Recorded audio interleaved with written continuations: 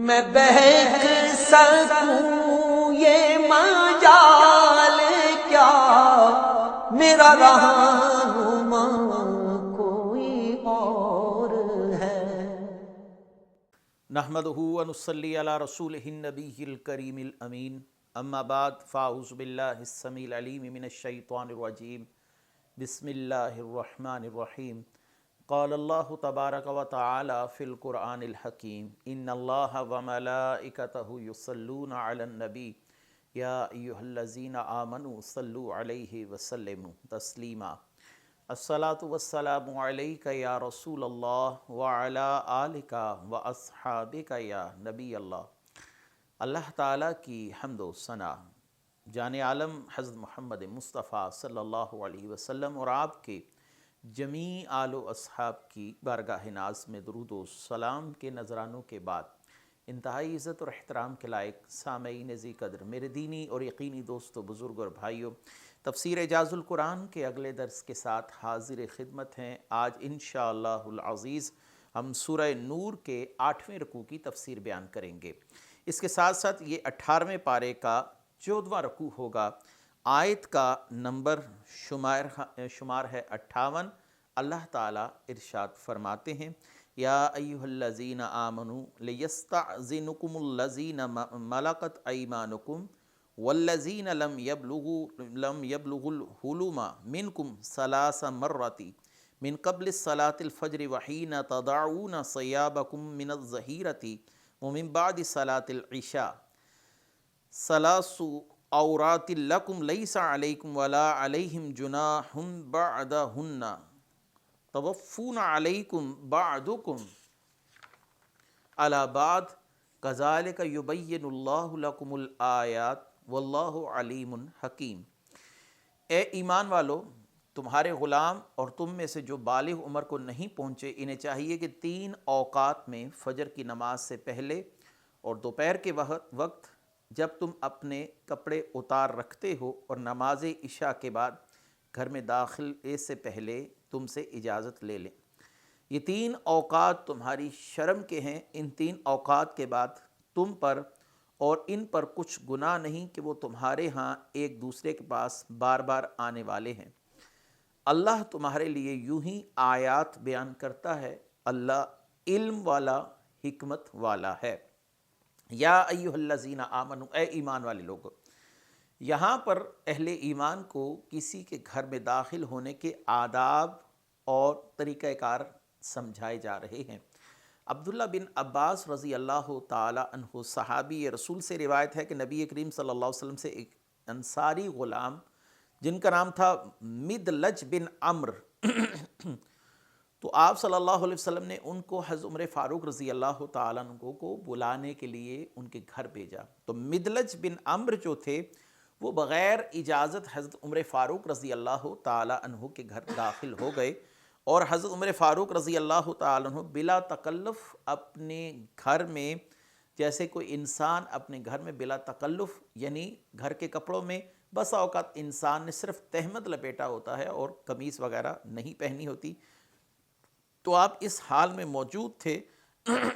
غلام کے اچانک داخل ہو جانے پر حضرت عمر فاروق رضی اللہ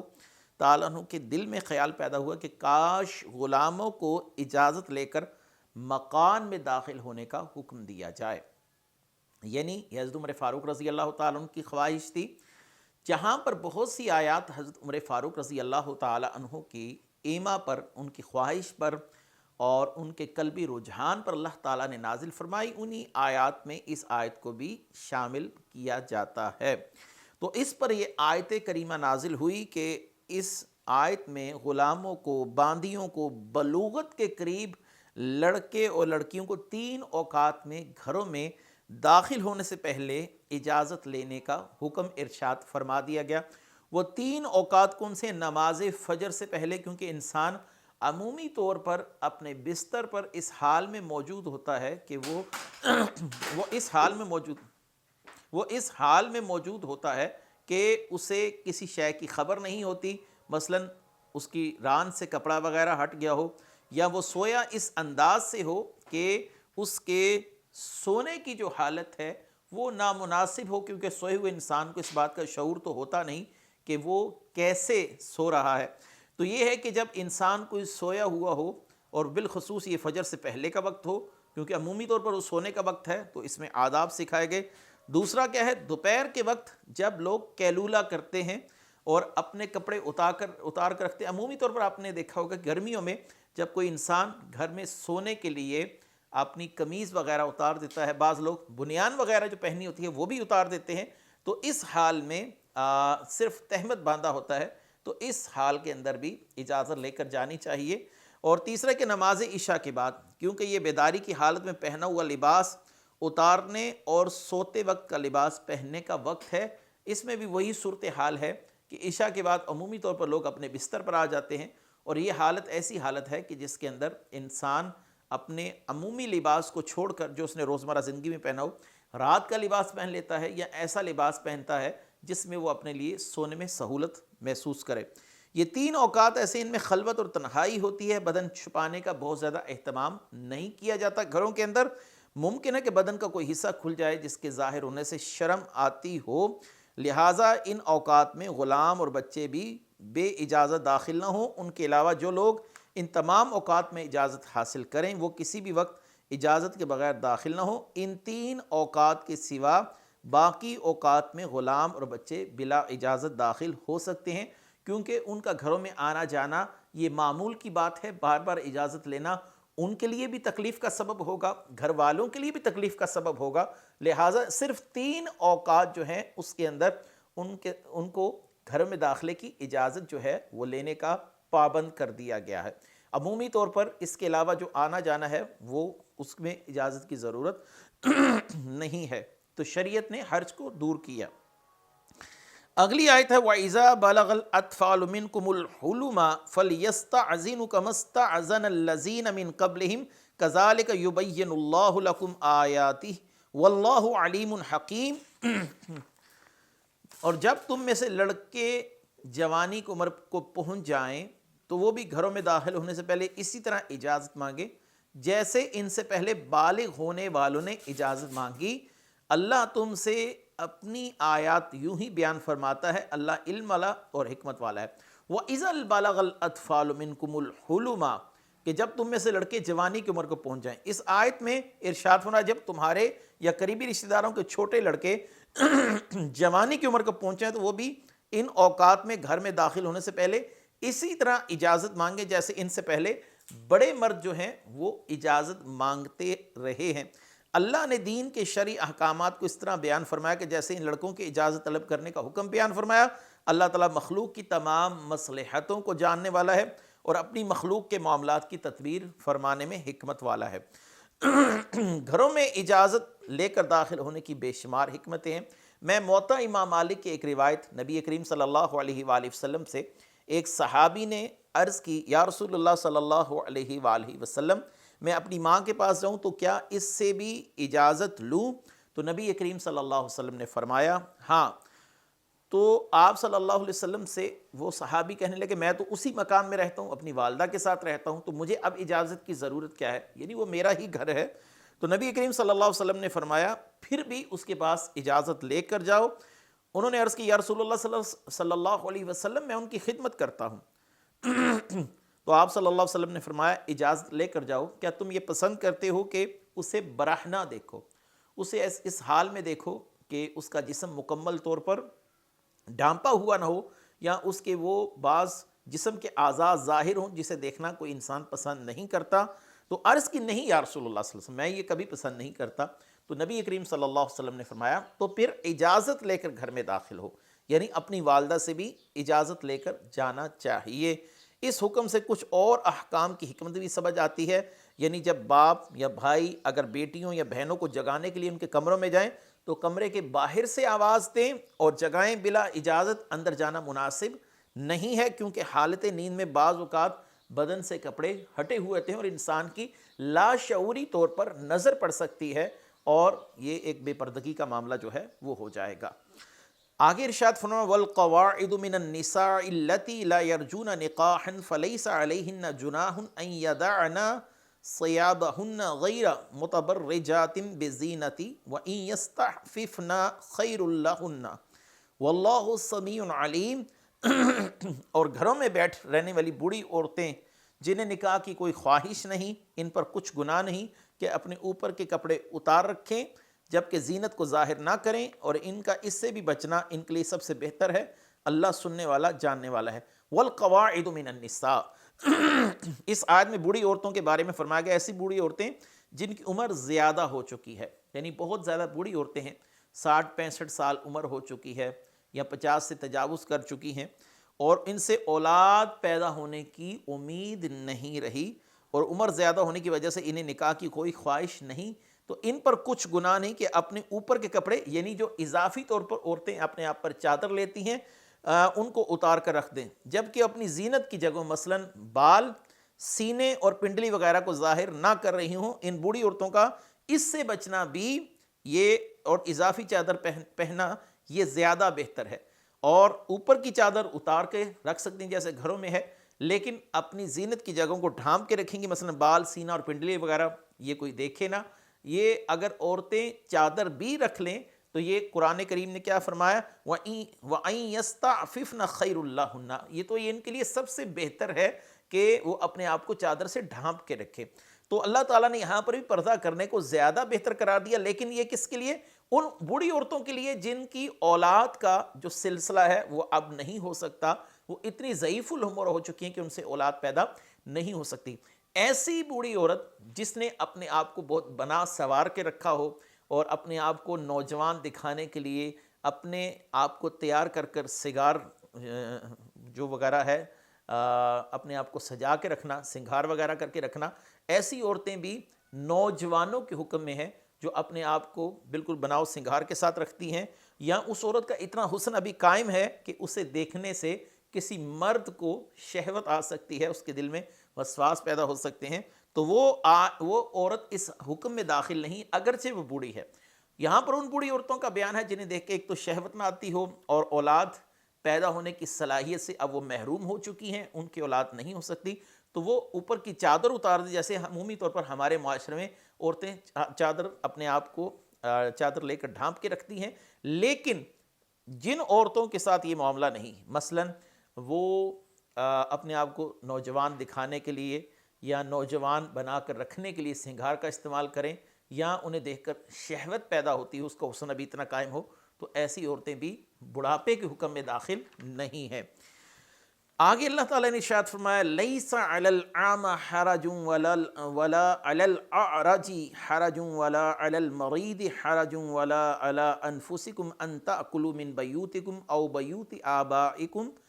او بیوت امہاتکم او بیوت اخوانکم او بیوت اخواتکم او بیوت اعمامکم او بیوت اماتکم او بیوت اخوالکم او بیوت خالاتکم او ما ملکتم مفاتحہ او صدیقکم لیس علیکم جناح ان تأکلوا جمیعا او اشتاتا فاذا دخلتم بیوتا فسلموا علی انفسکم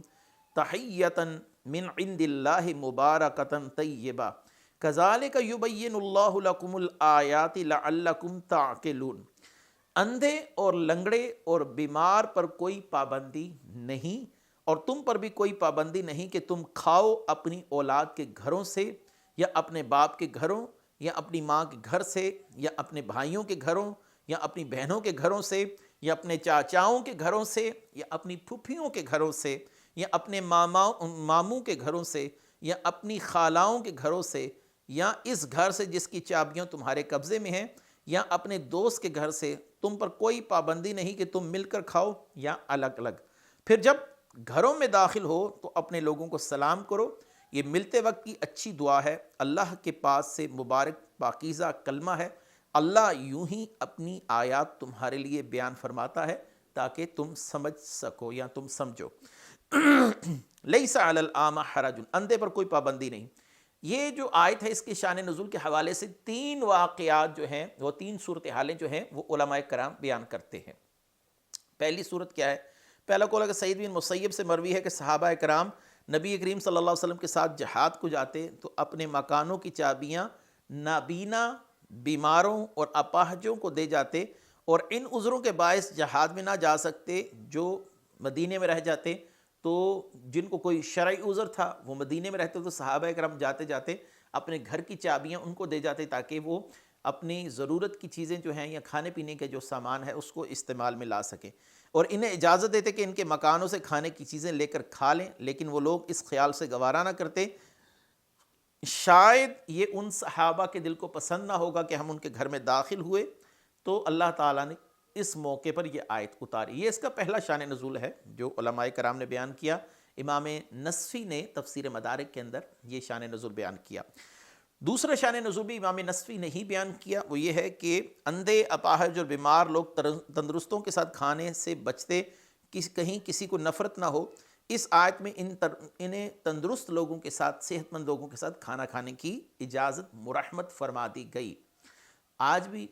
ہمارے دلوں میں بھی ایسا ہے، جیسے کوئی آپاہج ہو، معذور ہو، تو اس کے ساتھ کھانے میں عمومی طور پر صحت مند لوگ جو ہیں وہ کراہت محسوس کرتے ہیں، تو اس میں اللہ نے اجازت دی ہے۔ تیسری چیز کیا ہے؟ تیسرا قول ہے جب کبھی اندھے، نابینا اور اپاہج کسی مسلمان کے پاس جاتے اور اس کے پاس ان کے کھلانے کے لیے کچھ نہ آتا تو وہ انہیں کسی رشتہ دار کے یہاں کھلانے کے لیے لے جاتے، یہ بات ان لوگوں کو گوارا نہ ہوتی، اس پر یہ آیت اتری، انہیں بتایا گیا کہ اس میں کوئی حرج نہیں ہے۔ وَلَا عَلَىٰ أَنفُسِكُمْ، اور تم پر بھی کوئی پابندی نہیں۔ آیت کے اس حصے سے 11 مقامات کا ذکر کر دیا گیا جہاں سے کھانا مباح ہے۔ اپنی اولاد کے گھروں سے، کیونکہ اولاد کا گھر اپنا ہی گھر ہے۔ رسول اللہ صلی اللہ علیہ وسلم نے ایک شخص صحابی سے فرمایا انت و مالک لابیک، تو اور تیرا مال تیرے باپ کا ہے۔ اور دوسرا اسی طرح شوہر کے لیے بیوی کا اور بیوی کے لیے شوہر کا گھر اپنا ہی گھر ہے۔ اپنے باپ کے گھروں سے، اپنی ماؤں کے گھروں سے، اپنے بھائیوں کے گھروں سے، اپنی بہنوں کے گھروں سے، اپنے چاچاؤں کے گھروں سے، اپنی پھپھیوں کے گھروں سے، اپنے ماموں کے گھروں سے، اپنی خالاؤں کے گھروں سے، اور اس گھر سے جس کی چابیاں تمہارے قبضے میں، جیسے صحابی کو جاتے ہوئے کسی دوسرے صحابی کو گھر کی چابی دے گیا کہ آپ اس کو استعمال کر سکتے ہیں، تو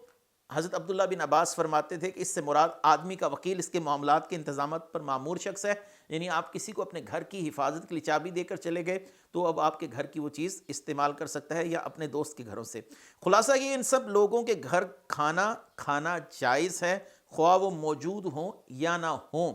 لیکن یہ اجازت اس صورتحال میں ہے جب کہ وہ اس بات کو جان کر رضامند ہو سکتے ہوں، یعنی انہیں پتہ ہو کہ آپ ان کے گھر آئے تھے، آپ نے ان کے گھر کو استعمال کیا اور اس بات کو سن کر وہ خوش ہوئے، راضی ہوئے، تو تب آپ کے لیے اجازت ہے۔ اگر آج آپ ان کی غیر موجودگی میں جاتے ہیں اور آپ کے علم میں ہے کہ وہ اس بات کو پسند نہیں کریں گے کہ میں ان کی غیر موجودگی میں آیا، تو پھر اس صورتحال میں ان کے گھر میں جا کر کھانا کھانا یا کسی قسم کا بھی تصرف کرنا یہ شرعی طور پر جائز نہیں ہوگا۔ امام نصفی نے یہاں پر ایک بڑی اچھی گفتگو فرمائی ہے، وہ فرماتے ہیں ہمارے اسلاف کا تو یہ حال تھا کہ آدمی اپنے دوست کے گھر اس کی غیر موجودگی میں پہنچتا اور اس کی باندی سے اس کا تھیلا طلب کرتا، یعنی دوست کی غیر موجودگی میں آیا اور اس سے جو چاہتا لے لیتا۔ جب وہ دوست گھر آتا اور باندی اس کو خبر دیتی تو دوست خوشی میں اس باندی کو آزاد کر دیتا، یعنی میرے دوست نے، یہ میرے لیے سعادت کی بات ہے کہ میری کسی چیز کو اپنے استعمال میں لایا، تو اس خوشی میں وہ باندی کو آزاد کر دیتا۔ لیکن امام نصفی فرماتے ہیں اب یہ فیاضی کا دور جا چکا ہے، لہٰذا اب اجازت کے بغیر نہیں کھانا چاہیے۔ جس کے گھر بھی جائے اور کھانے کے لیے تو اجازت طلب کرنی چاہیے۔ ان تاکلوا جمیعا او اشتاتا، تو مل کر کھاؤ یا الگ۔ اس آیت میں قبیلہ بنی لیث بن عمر کے لوگ تنہا بغیر مہمان کے کھانا نہ کھاتے تھے، کبھی کبھی مہمان نہ ملتا تو صبح سے شام تک کھانا لیے بیٹھے رہتے۔ ان کے حق میں یہ نازل ہوئی آیت، فرمائے گا تم مل کر کھاؤ یا الگ الگ، تم پر کوئی پابندی نہیں، مہمان کے بغیر کھا لو تب بھی کوئی پابندی نہیں ہے، اپنی روزمرہ زندگی کو ویسی معمول کے مطابق چلاؤ۔ اس آیت سے یہ بھی معلوم ہوا کہ صحابہ اکرام میں مہمان نوازی کا جذبہ کس حد تک سرایت کیے ہوئے تھا۔ نبی کریم صلی اللہ علیہ وسلم کی مہمان کے حوالے سے 2 احادیث بھی سماعت کر لیجئے۔ نبی کریم صلی اللہ علیہ وسلم نے فرمایا جو شخص اللہ تعالیٰ اور قیامت کے دن پر ایمان رکھتا ہے اسے چاہیے کہ مہمان کا اکرام کرے، ایک دن رات اس کا جائزہ لے، یعنی پوری طرح اس کی خاطر مدارت کرے، پھر اپنی مقدور بھر اس کے لیے تکلف کا کھانا تیار کرائے، اور ضیافت 3 دن ہے، یعنی اس کے بعد وہ مہمان اپنے میزبان کو حرج میں ڈال دے گا۔ 3 دن تک تو ٹھیک ہے، لیکن جب چوتھا دن آ جائے تو مہمان کی وجہ سے میزبان جو ہے وہ حرج میں پڑ سکتا ہے۔ تو رسول اللہ صلی اللہ علیہ وسلم نے گویا یہاں پر مہمان کو تلقین فرمائی کہ کسی گھر میں زیادہ دیر تک قیام نہ کرے اور اسے حرج میں زیادہ نہ ڈالے۔ یہ روایت ہے صحیح بخاری کتاب الادب میں موجود ہے۔ دوسری روایت ابو الاحوص فرماتے ہیں کہ میرے والد نے نبی کریم صلی اللہ علیہ وسلم سے سنا کہ ایک شخص کے یہاں میں گیا، اس نے میری مہمانی نہیں کی، اب وہ میرے گھر مہمان بن کر آ رہا ہے تو میں اس کے ساتھ کیا سلوک کروں؟ تو نبی کریم صلی اللہ علیہ وسلم نے فرمایا تم اس کے ساتھ اچھا سلوک کرو، اس کی اچھے طریقے سے مہمان نوازی کرو۔ اب یہاں پر مل کر کھانا کھانے کے حوالے سے بھی میں کچھ روایات بیان کر دوں۔ نبی کریم صلی اللہ علیہ وآلہ وسلم نے فرمایا کہ مل کر کھانا کھاؤ، الگ الگ کھانا نہ کھاؤ، کیونکہ کھانے میں برکت ہے۔ ایک مرتبہ صحابہ کرام، یہ ابو داؤد شریف کی روایت ہے، آپ صلی اللہ علیہ وسلم کی بارگاہ میں حاضر ہوئے اور کہنے لگے یا رسول اللہ صلی اللہ علیہ وسلم ہم کھانا تو کھاتے ہیں لیکن سیر نہیں ہوتے، تو آپ صلی اللہ علیہ وسلم نے فرمایا تم الگ الگ کھانا کھاتے ہوگے؟ صحابہ کرام نے عرض کی جی ہاں، تو آپ نے فرمایا تم مل کر کھانا کھاؤ اور اس وقت بسم اللہ پڑھ لیا کرو، اللہ تمہارے کھانے میں برکت دے گا۔ اور ایک حدیث میں ہے کہ 3 لوگوں کا کھانا 4 کے لیے کافی ہو جائے گا، 4 کا 5 کے لیے کافی ہو جائے گا، یہ مل کر کھانے کی برکت ہے۔ اور آگے ارشاد فرمایا وَإِذَا دَخَلْتُمْ بَيُوتًا، جب اپنے گھروں میں داخل ہو تو اپنے لوگوں کو سلام کرو، یہ ملتے وقت کی اچھی دعا ہے اور اللہ کے پاس سے پاکیزہ کلمہ ہے۔ جب آدمی اپنے گھر میں داخل ہو تو اپنے اہل خانہ کو سلام کرے اور ان لوگوں کو جو مکان میں ہو بشرطے کہ وہ مسلمان ہو، اور اگر مکان میں کوئی موجود نہیں ہے تو پھر علماء کرام کہتے ہیں تو آپ کو کہنا چاہیے السلام علی رسول اللہ صلی اللہ علیہ وسلم، آپ صلی اللہ علیہ وسلم پر سلام ہو۔ ملا علی قاری بہت بڑے عالم ہیں، وہ شفا شریف کی شرح میں لکھتے ہیں کہ اہل ایمان اہل اسلام کے گھروں میں رسول اللہ صلی اللہ علیہ وسلم کی روح اقدس موجود ہوتی ہے، لہٰذا جب خالی گھروں میں داخل ہو تو پھر سلام آپ صلی اللہ علیہ وسلم کی بارگاہ میں پیش کیا جائے۔ اس کے ساتھ ہی یہ آج کا ہمارا درس ختم ہوا۔ وآخر دعوانا ان الحمد للہ رب العالمین۔ میں بہک سکوں یہ مجال کیا میرا رہا